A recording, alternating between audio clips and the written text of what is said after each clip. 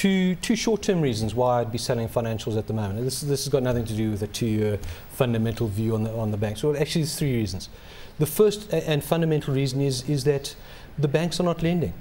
The impairments are growing. We've still got high unemployment, so that's a good reason not to be long financials. The second reason is that on a relative basis, the resources have come down 15%. In line with international markets. If the international markets carry on going down, the banks are going to get dragged at some point down with them.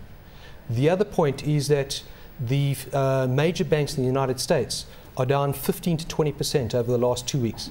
Now, I know that the reasons for that are largely political, but in time, our banks won't be insulated from that perspective.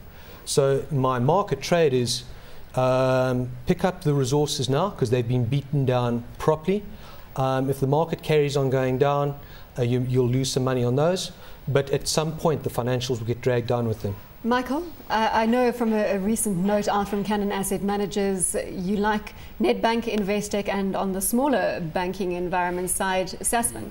No, that's 100% right, and I think if we look at the long-term view, which is obviously contrary to Andrew's short-term view, we do see value in financials. To pick up on a couple of points, yeah, the banks haven't been lending, but that's not to say that over the next 18 months to 2 years that's not going to restart. And why do I say that is we're seeing now consumers have had the benefit of the low interest rates while the decreasing interest rates, so their balance sheets have been improving. I think consumers have been a bit prudent in their spending, certainly over December, November, December. So A, your consumers are healthier. B, the banks are well run. They've got good franchises. Their capital, they're well capitalized.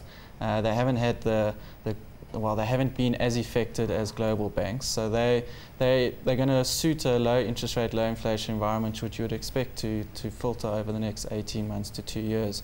And then on the back of banking shares, you also obviously lend into the corporate space, and sort of with with an economy that will improve over time. Let's just be honest about it. It's not going to happen immediately. It's not going to happen next week or 3 months down the line. But looking long term, the economy will recover. Corporates will then need funding and financing, and then once again, banks' earnings should improve. And I think Simon mentioned it earlier that the ROE on the banks are, I wouldn't say at all-time lows, but certainly have come off certainly from 3-4 years ago.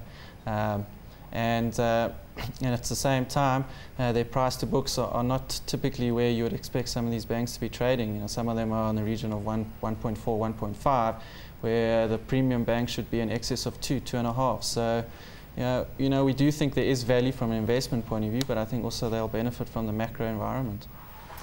Simon, you concur with the long-term view on the financials, and perhaps what is your short-term view on banks, or do you not take a short-term view?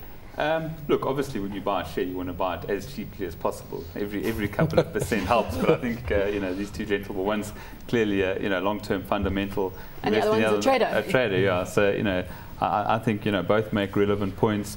You know, South African banks in a global context, aren't the cheapest around. But you know, if you're a South African investor, they certainly make sense, and you know, that they are going to perform significantly well over a 2-3 year period. You know, we base a lot of our valuations on internal rate of returns, and we see these, some of them, particularly First Rand and Standard Bank, hitting 20% IRRs on an annualized basis.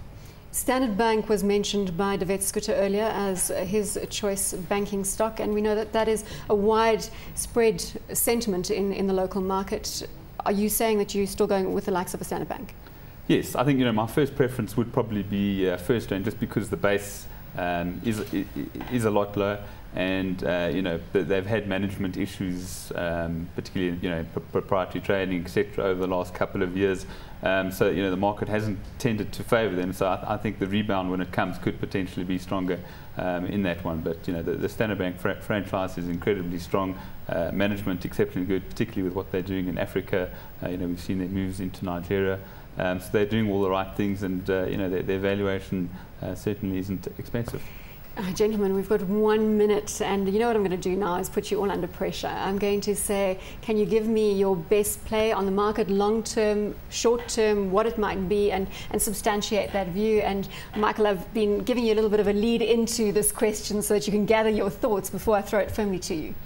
Well, I'll choose one in the IT space, a company called Data Tech. I think they're going to benefit greatly from the global recovery.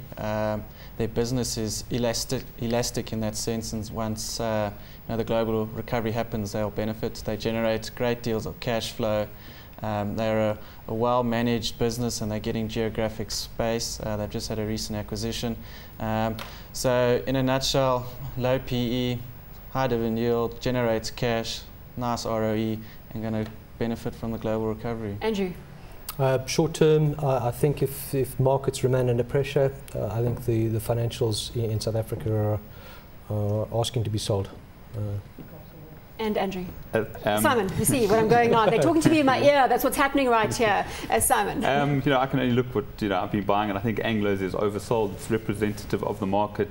The market's corrected in the order of 6-7%, and I think from these levels we could see a tidy bounce. So